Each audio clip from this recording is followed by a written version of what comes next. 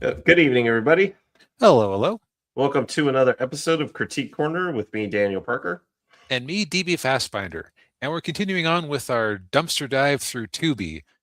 I was about to call it the blockbuster of streaming, but that's unfair. Blockbuster used to have new movies people would want to watch, Yeah, movies people had heard of, movies that had come out recently.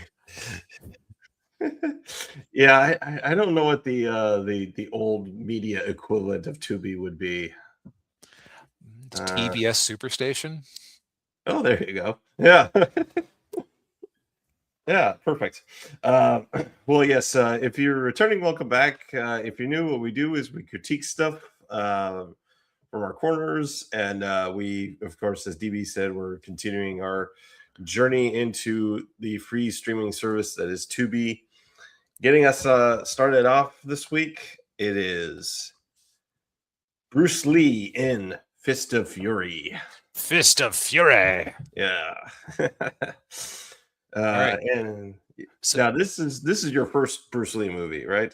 right. I of course, everybody knows who Bruce Lee is. Everybody has seen like isolated moments out of context, but this is my first time sitting down and actually watching a Bruce Lee movie start to finish. Yeah. This is my second one after Enter the Dragon, which I think that's his like most famous movie, or at least his most mainstream one. Right, that's the one where we had like the yellow jacket with the black stripes that everyone rips off, right? That was Game of Death. Oh, okay. Yeah, no. Enter the Dragon was the one that was the other movie that was that inspired Mortal Kombat. Okay. Yeah, and I want to say that was like it was one of the last movies he did before he passed away. Which yes was get this out of the way. Yeah, Bruce Lee died when he was only 32 when he died, and let's just say like I don't care what the conspiracy theories around his death are.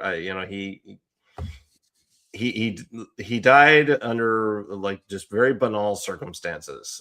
He was yes, he was in the apartment of a Hong Kong actress who he was more than likely having an affair with. And he had a really bad headache. She gave him an analgesic to take, and he fell asleep and never woke up. Mm. Yeah, it was I think I'm trying to remember what it was. I think it was either swelling of the brain or like an aneurysm of some kind. Or he might have had an allergic reaction. I can't remember. It was something along those lines. That's And way less exciting than the Tong killing him because one of them was sweet on his girlfriend or whatever. right, yeah, or he was struck by a death blow, and and a strike that would wouldn't take effect until maybe days, weeks, or even years after he was struck. But no, no, it's just a very pretty straightforward kind of circumstances. He was also his health had kind of gone down like right around that time. I mean, he was taking a lot of drugs. Let's just What? An actor in the 70s taking a lot of drugs? yeah. Well, What? I never. No, I know. Yeah. Not Next, doing. you'll be telling me that John Candy used to swallow a lot of anger along with pizzas. Yeah, I know. Yeah. Well, despite how horrified and shocked I am, I guess we'll have to continue on with this review. I know. Yes, and Arcos, good to see you, man. He said yes, it does make him look constipated. Well, that's Uh, just that's how he shouts too. yeah. He's like Okay, so this is basically like um, I feel like there's a lot of the anime industry that should be writing like annual checks to the Bruce Lee estate for basically giving them action anime yeah, yes, yeah. because Looking at you, Fist of the North Star. yeah, in fact, let's well, you know what, if you don't know what Fist of the North Star is, it's about anime about a big muscular guy with black hair who screams like a crazy man and punches people to death. Speaking Yeah. of, Fist of Fury is about a young martial artist who screams like a maniac and punches people to death. Yes. uh, uh, yeah. So, so the plot of the movie. So Bruce Lee plays his character's name is Chen, and it takes place yeah, 1908. 1908. Yeah, a very long time ago. And it's in Shanghai, China, where the Japanese are occupying the country. Yeah, I didn't look too far into the history of it. I think so. They made a big point that this was like when China was the sick man of East Asia because the Qin I don't Qing dynasty, Qin dynasty. I've never heard it said out loud. Now that I think Yeah, about it. Chen dynasty, the whatever, the last emperor of China. That dynasty was on the was eroding because basically the European powers in Japan were able to just set up shop in zones of influence where they owned the trade, and the right, central government really couldn't do anything about it. right. Yeah, As opposed to the time after when the Japanese were occupying parts of Japan in the prelude to World War II. yes, I think this is a separate incident. yeah. I think so too. Yeah. Um, and but yeah, so Chen returns to his martial arts school because his master died, and the master died under mysterious Yeah. circumstances. As the very blatant subtitle or narration at the start tells us, Yes, yeah, like this is the most common theory about his death. yeah. And also too, just real quick, this movie has been, I think, remade like twice. So like Jet Li had his own version of it, and then Donnie Yen, I guess, had a version of it too. Uh, Right. Yep. And where I said this is like the action anime industry should be writing him checks posthumously. yeah, Uh, it is such like a classic thing. Oh, well, we have a teacher, and oh, no, we lost the teacher, and the rival schools are coming over and messing with us. Like martial arts schools are coming over and messing with us. So we gotta rumble back. right. And Rumble back Bruce Lee does, and so basically the rest of the movie is just him taking his revenge on the Japanese school. Getting into all these fights with them, and then uh, basically being like kind of like a spy infiltrator, going in and finding out the leadership and everything, and then it all Right. just And it's a series of actually I don't know if I would say they're increasingly crazy fights because the first fight where he just shows up alone at the Japanese martial arts school, where he just yeah takes on the entire room at once with nunchucks. yeah Like you cannot deny that the action in this movie is extremely satisfying and well choreographed. oh yeah definitely yeah. If there's one thing you could say about Bruce Lee movies, is that yes, the fight scenes were always very well choreographed. Very on point. Um, what I think is funny about Bruce's character is that he's just like a complete, he's like always hysterical. I don't Yeah, mean that in the sense of being funny. I just mean like he's always very histrionic. Like yes, he gets home, he sees his master's coffin, and he starts wailing and jumps onto the coffin. No, you can't go. No, no. yeah, And I was like, oh my gosh. yeah. Yeah, and he's yeah, he has a hard time keeping his emotions in check, Yeah. which for a martial artist is not a good thing. For that matter, like I think they even make a point that it's kind of against what the teacher would have wanted for him. Right. Yeah. But yeah, and of course the other part of it too is there's a little romance subplot where he's got one of the girls at the school is real sweet on him, and Yep. which of course you got to have that in a movie like this. Look, you got to have something to keep the girlfriends that have been dragged along to the Bruce Lee movie a little bit interested. True. Yeah. Yeah. Which, now that I think about it, is a little bit unfair because it's not like they usually include, like, I don't know, a car chase scene in Sex in the City to keep the boyfriends interested, and they're just expected to suffer. Right. Yeah. Exactly. Yeah. Well, maybe they cast more attractive actresses on that show, and they show their Pish, boobs. pish, pish. Ish fish, yeah, and they Uh, show their boobs more. yeah. Well, what you're describing is the 2000 Charlie's Angels, which we can't have movies like that anymore. No, we can't have movies like that. No, no, Mhm. no.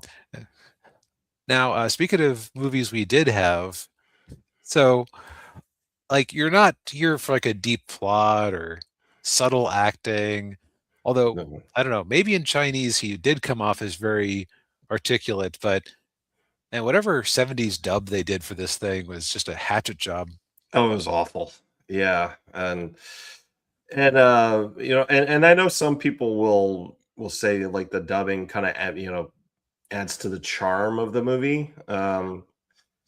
That's something I've heard a lot with like Italian horror movies. But like I just this was just like I've seen worse, but I've also seen a lot of Japanese kaiju movies. So oh like the Sandy Frank, this is not. yeah.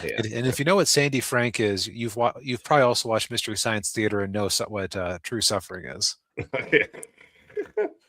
Um, the other thing that just made me start laughing at the start, so there was this trend in like the 60s and 70s where you'd always have the song of the movie, and you had some like soft rock crooner guy singing about the Fist of Fury. Yeah. Like it's like I don't know where this came from, but there was like a bit on SNL with Bill Murray going, "Star Wars, nothing but But Star Wars," stars. like, which was like the big parody of that trend at the time. Yeah. And probably after that parody, they all stopped doing it. Yeah, it is funny how like a parody of a trend can sometimes kill the trend to make the parody look strange. Yeah.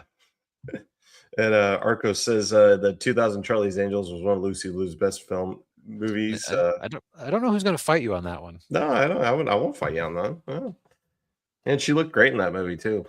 Yep. Uh, but yeah, yeah, and I don't know if that song was like originally in Chinese and then they translated it to English because the lyrics were horrible. Yeah, like it could have been badly dubbed, or it would not. I don't know. I could see like whatever local company was bringing it over, slapping that on. Yeah, Although at the same time, now that I think about it, since it was made in Hong Kong, which was a British protectorate at the time, um, they probably like the dub was probably not done locally.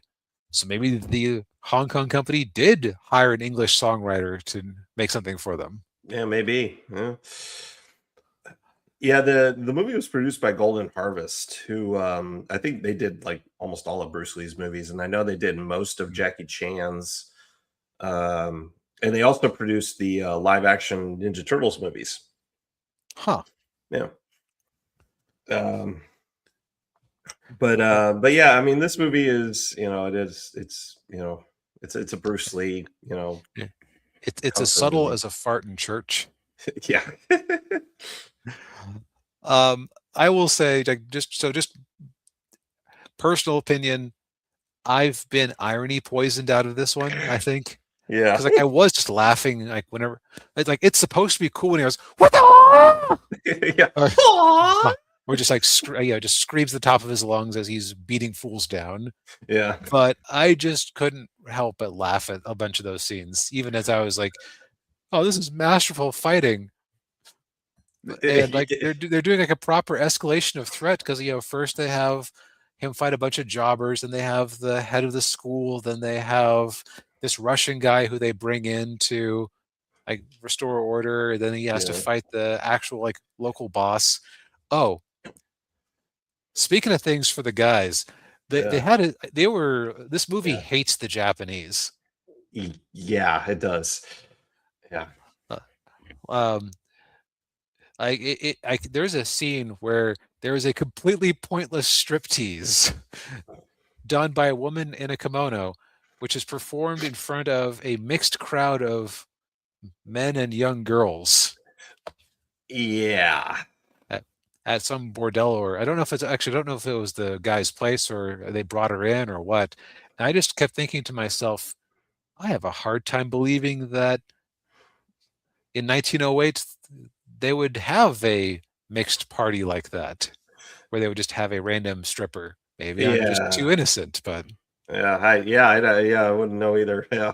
It's like, yeah, that was that it did seem rather tacked on. yeah. So I guess I said, well, nobody's throwing a punch for a bit. We better make sure people's blood is still pumping. Yeah, yeah. Um, Yeah. but yeah, but it's an interesting movie. If it's not his most famous or best, then it was still pretty entertaining. Yeah. Just that I've, I think it's something where if I had watched it younger, I could have appreciated it on a less ironic level. But I think this is one that The Simpsons ruined for me. Yes. Yeah. Oh yeah, yeah. Homer whacking day when he's doing Yeah. the with the snakes. Yep. Exactly. Yeah. Exactly. Yeah. But yes, uh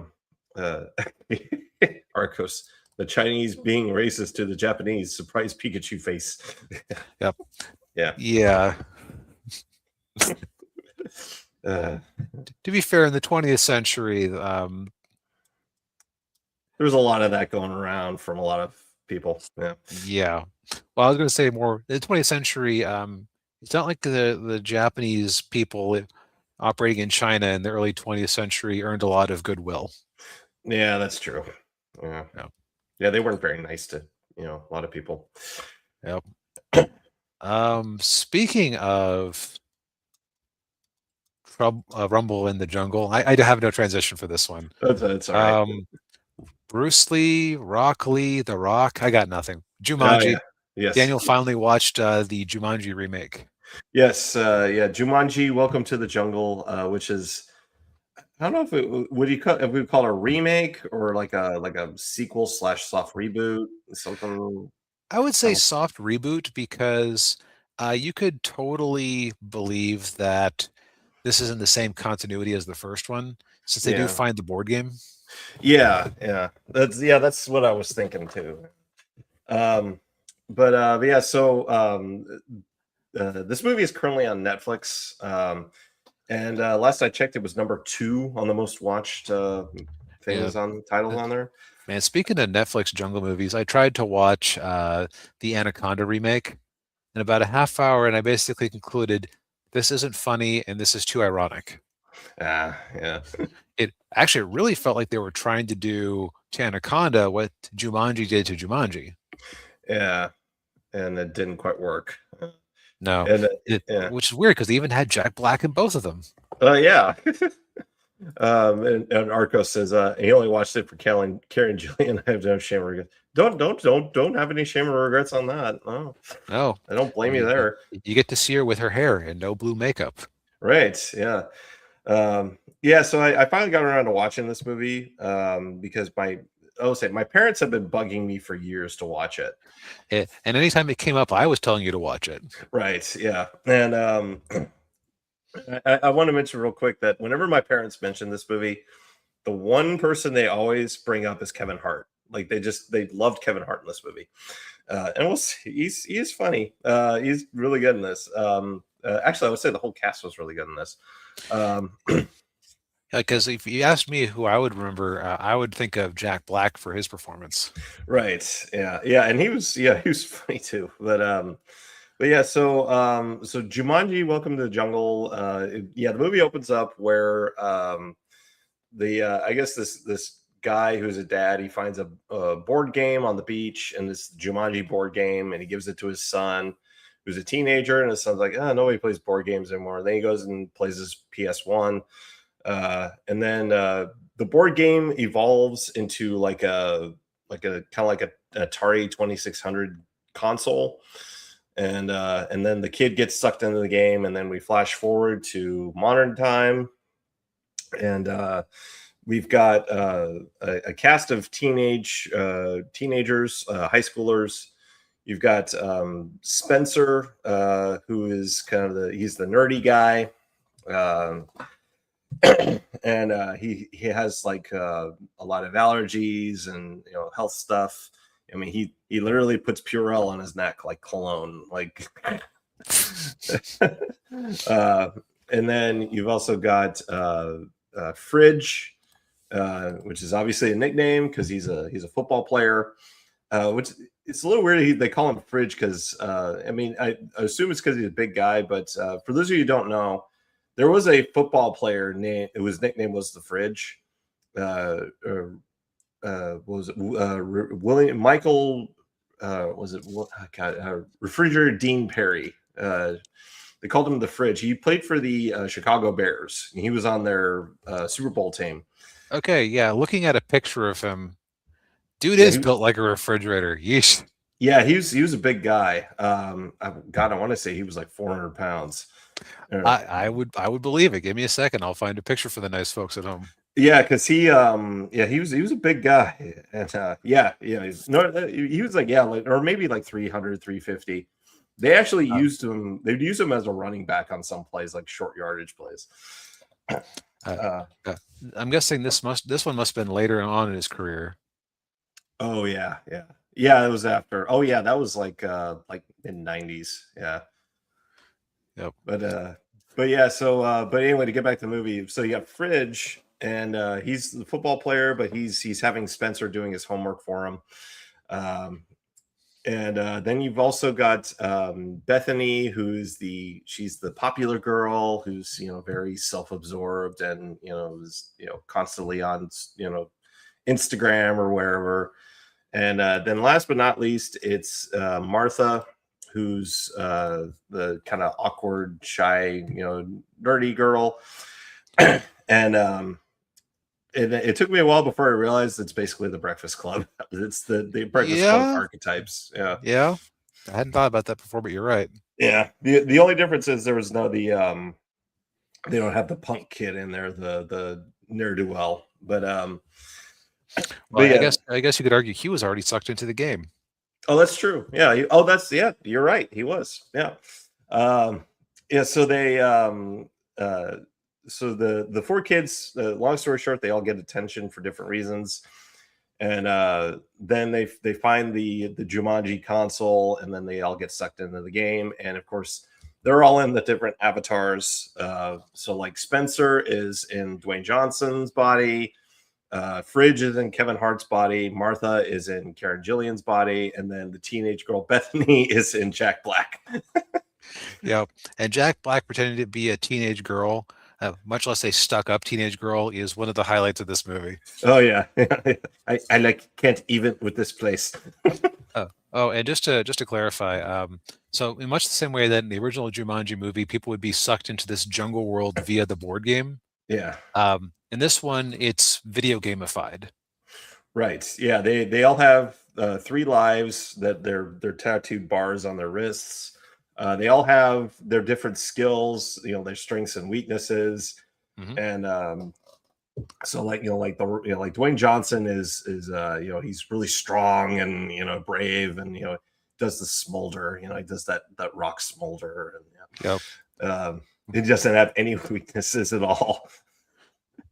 and Kevin Hart, he's like he's the weapons guy, so he walks around with the gun bag, and he's also like a zoologist, so he sees an animal and he knows everything about the animal. But he's not fast, he's not strong, and he can't eat cake. Yeah, like that's one of his weaknesses, cake. Yeah. And then in Carrie Gillian's, she's her big strength is dance fighting. Which is used to great effect in the movie. Yep. And then Jack Black he's the cartographer, so he's the only one who can read the map that they have. And so they get the whole backstory of the game, where the villain is looking for the Jumanji gem, and this is not something that was pulled from the 90s movie. This is just like their own fan fiction.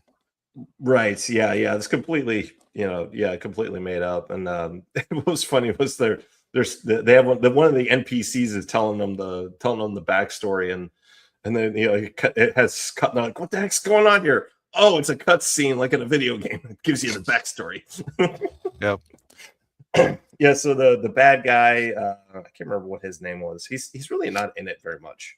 No, I mean he's like a classic video game villain who is really just like the excuse for the game to happen. Mhm. Yeah, and his name was Van Pelt, and he's played by he's played that's right. Oh, I thought I recognized, but he looked familiar. Bobby Cannavale plays him. He's been in a lot of. He's one of these character actors who's been in like Okay. all kinds of movies. He was in that one movie with the God, what's his name? The comedian, the bald guy with the New York accent. Um, he was in The Mandalorian. Okay. I can't remember his name. I can see his That's face. I know the one you mean. The guy who did that Dad's movie we watched a while back, who I haven't thought Yeah, about in yeah, years. yeah. What's it? I always have a hard time remembering his name. Doesn't matter. Somebody will Bill Burr. Thank you, Arcos. Bill Burr. That's why I can never remember. It's a very generic name. Yeah. But yeah, so he's the villain, and he wants the gem, the Jumanji gem, so that he can control the jungle and control all the animals. And he does have that ability to control animals. And apparently, I guess in part of the backstory, he was like the Dwayne Johnson's character, like they were like partners, and then they, he betrayed him and all that stuff. But yeah, so basically the that part of it isn't really important. What is important is just that our four teenagers who are in these avatars have to complete the game before they run out of lives, and Yep. yeah. And of course, along the way, that's when they meet the guy who did get sucked into the game, Alex, who was played by one of the Jonas Brothers. Okay, I thought he looked vaguely familiar. Yeah, / too handsome. yeah, yeah. Yeah, and then you have all the character interactions where like like Spencer and Martha, obviously have a thing for each other, and then Right, in their Bethany, own awkward, nerdy way, even as The Rock pretending to be a teenage nerd. yeah, and Carrie and Jillian pretending to be the same, a teenage nerd, and then of course you got Jack Black, Bethany, who's he starts to really like Alex, which just makes everything real awkward and To put it mildly. yeah. But yeah, I mean, this is I enjoyed this movie. It's it's fun, it's funny, and I like the action sequences were decent. The character the chemistry between the characters was really good, and and yes, Kevin Hart is very funny. Right, because he is able to play he has the soul of a tall man in the body of a comically short man. Right. Yeah. I did like that one scene where they're all like the Alex makes them all margaritas because that's one of his skills is making margaritas, and then they're all drinking them like and he's like, hey man, can I get another one? It's like, of course, the jock, who's probably been to his fair share of house parties, he can drink he can slam a few margaritas. Yep. Yep, makes perfect sense. Yeah. But yeah, no, I definitely enjoyed this movie a lot. I liked it better than the Robin Williams one. Yeah. Now, I think this is one of those funny movies where if it had come out today, I think that people would have just called it cringe. Yeah, Because probably. For some reason, the video game styling in this one worked really well in its favor, but it absolutely did not in the case of what do you call it? New Guy or Spare Guy or A Save Guy or yeah, the Ryan Reynolds movie. Yeah. yeah, like Free that Guy. movie just Free Guy. That's it. Yeah. That movie just did not work for me for whatever reason. But I guess that actually you could argue that this is the first really successful video game movie of like the recent era. It's Yeah. only like video game movie if you kind of squint at it, but still it Right. Yeah. it is Yeah. about It's video gaming. right. It's about video gaming. Yeah. The other thing I want to mention real quick too is the actor who plays the dad of the kid that got the first kid that gets sucked into the game, Mhm. Alex's dad. He's played by Tim Matheson, who was Otter from Animal House. Oh, okay. Yeah. See, I thought oh, he was the kid from the first Jumanji movie. No, I would no. have gone, whoa, I never knew that, but that's still cool. Yeah, but yeah, he. But I mean, I had to have really had a hard time picturing him as scary old man, because my first thought when I saw that was, wow, Otter's really fallen on hard times. I guess that gynecology practice in Beverly Hills didn't work out too well for him.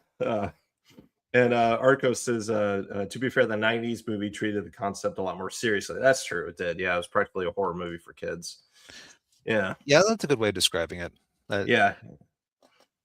I will say this one had a bit more of a through line, which was my personally my big complaint about the 90s one when we finally watched it was that like the 90s one was much meaner.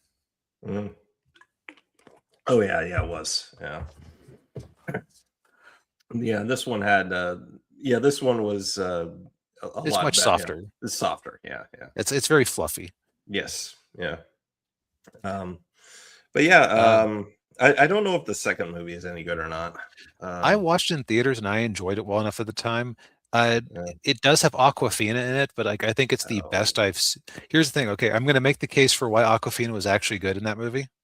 Okay. Because her character was Danny DeVito turned into Aquafina. So, Okay. so Aquafina actually does have his voice and vocal tick on her own, actually, with her put on black scent, right? Oh, So, okay. so it's actually sensible casting. Oh, okay. Well, if that movie pops up anywhere, I'll give that a watch too.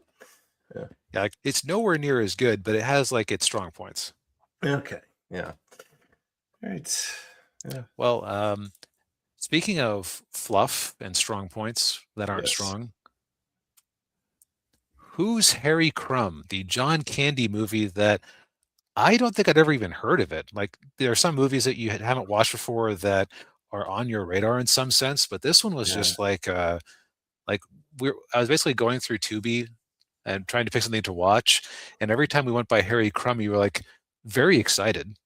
Yeah, I remember watching it when I was a kid. May have been late middle school, early high school. This was one of those movies that I hadn't heard of it either at that time, and the only reason I knew about it was because my parents bought it at Best Buy on DVD, and it was in the whatever $5.99 bin. But so I ended up watching it and I really liked it, and because I like John Candy, and and he's playing he plays a hapless clumsy private investigator. Yeah, and I think that's the first interesting thing about this movie is that it is a very different movie from John Candy. It's also very interesting that it's so different than his normal fare, considering that he was a producer on it. Yeah. I think I think they probably had the idea that this could have been a franchise for him, in the vein of the Pink Panther, but He's definitely very Clouseau-esque. oh yes, yeah. Unfortunately, the movie wasn't successful, so no sequels. But I mean, this is definitely. I would say put this kind of I would say top 5 of his movies. It's not Planes, Trains, and Automobiles or Uncle Buck, or I would say probably maybe a little better than Summer Rental. Yeah, it and Summer Rental are very different. Yeah. I'd have to sit on that for a minute. Yeah. Yeah. So again, this one I never seen, never heard of, but I'm always up for a new John Candy movie because as much as I grew up and loved the guy, there's a lot of his movies I haven't seen yet, which is part of the fun of doing this podcast is just it's an excuse to watch movies I haven't seen or heard of before. Right. Yeah. Yeah. Yeah, he had quite a few. Unfortunately, he had quite a few movies like a little later in his career that didn't do well, which is again unfortunate because some of those were actually really good movies, like this movie. But yeah, so Harry Crumb. So who's Harry Crumb? So he's a private investigator he comes from a long line of private investigators. His Both his father and his grandfather were both private investigators. They started this uh, you know agency, Crumb Investigations, and of course. Of course, Harry Crumb's father and grandfather look exactly like him. Right, as they're showing the old family photos. Yeah. um, but unfortunately, Harry is not very bright, so he gets put on an assignment in Tulsa, Oklahoma. Uh, Which, yeah, they have an opening scene that just sets the tone for the whole thing. yeah, or he's doing an assignment and he just doesn't. He's wearing this really like one of the aspects of the movie is he's always in disguise somehow, or usually in disguise, and he's got this like Most of them are not very good disguises. no, they're not very good disguises, but he's kind of dressed like oh god, he kind of looked like Don King. Uh, for those of you who Yeah, don't know Don King, he was a boxer promoter. Um, right. Or if you prefer, he kind of like an Einsteinish look, but with like crazy glasses. right, so yeah. um, yeah, where he's trying to catch a couple who are having an affair, and then turns out that the pictures he was hired by the woman to catch the husband and having an affair, but in reality he caught her having an affair. Oh, but and of course what's funny is the scene where he crashes through the window.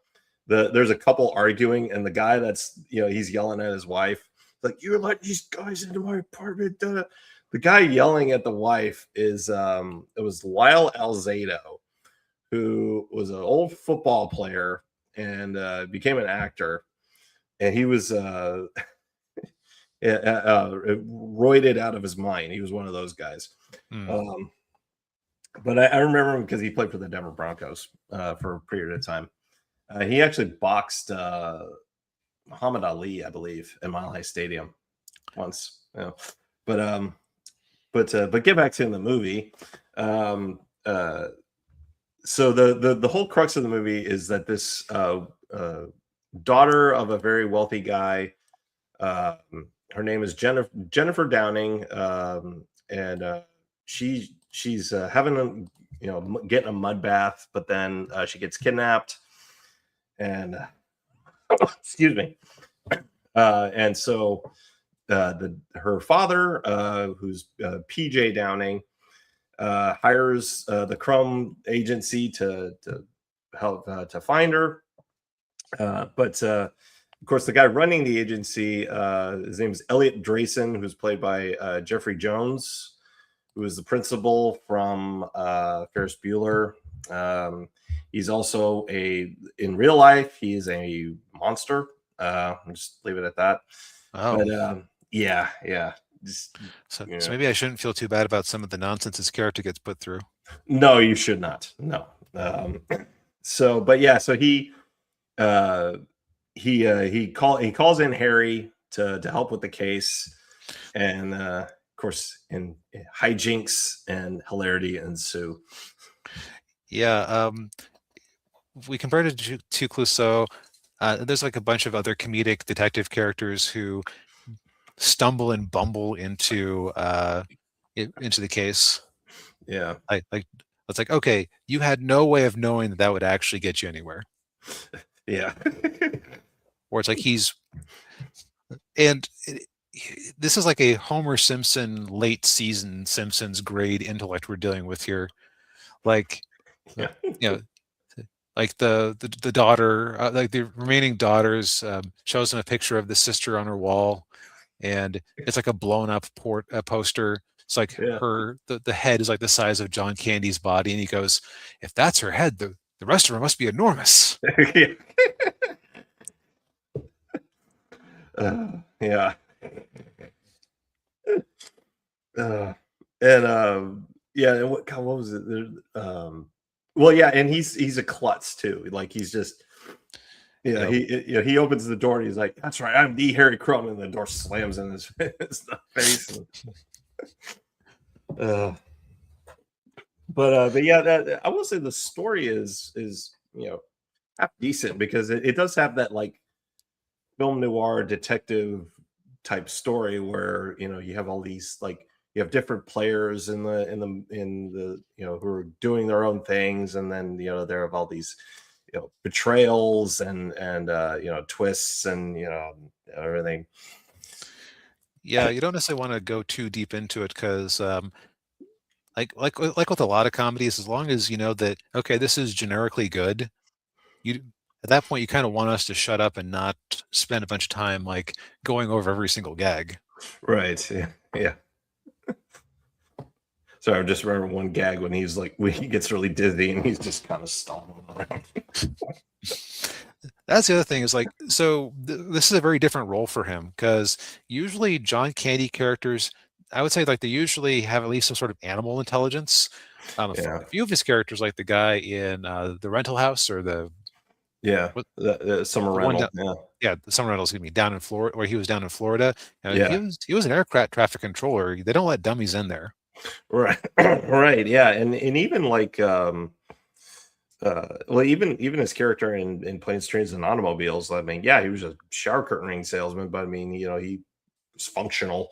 Yeah, R- uh, yeah, Right. Where like this guy, just a complete idiot yeah, who who just keeps stumbling into the solution. yeah. What got me was the one scene where he's in the office. He's talking to one of the other investigators, and he's like, "Oh, I hear you speak multiple languages." And then he starts speaking to him in Mandarin or Yeah, Japanese. do you prefer China or Chinese or Chinese or Japanese? He Chinese. says. He's like, ah. And then he says something else, and he's like, sure, sure. Yeah. Uh, Yeah. And I think what makes Crumb such a amusing character is that he's often mistaken but never in doubt. right. Yeah. Like he is sympathetic because he has good objectives, but at the same time, he how to put it? He's sympathetic because he has good objectives, but you don't necessarily feel too bad when he gets his comeuppance Yeah. because Yeah. he was Like, just a big yeah. boob. Oh, yeah. Yeah. Um, but, uh, but yeah, yeah. I mean, if obviously this is one of those movies that didn't get a lot of attention. Like Arco said, he's heard of the title, but he had never seen it. Um, I think that's true for a lot of people. And I bet I mean if you happen to be on Tubi, I mean definitely You give can do this movie. worse. You could do worse. Yeah. Oh yeah. Yeah. Because I don't think I think it's out of print on DVD. And I don't think it ever got a Blu-ray release. Um, Yeah, Blu-ray had the misfortune of showing up right as the streaming revolution was beginning. yeah, it was. Yeah. So it's like I think they were a bit more choosy about what movies got a Blu-ray release than got DVD. Right. Yeah. But yeah, yeah, definitely give this movie a watch. It's a lot of fun. Indeed. Well, I think we've said all we need to say for tonight. And probably more than that, honestly. But Well, yeah, that's why you watch this because you like hearing us gab gab gab. indeed, yes. But well, thank you everybody for tuning in. We appreciate it as always. Hit the like button, subscribe to the channel if you haven't already. Ring the bell. Link to DB's book, Magpie Wizard 6, is in the description down below, and we'll see you next week. Night, everybody. Yep. Good night.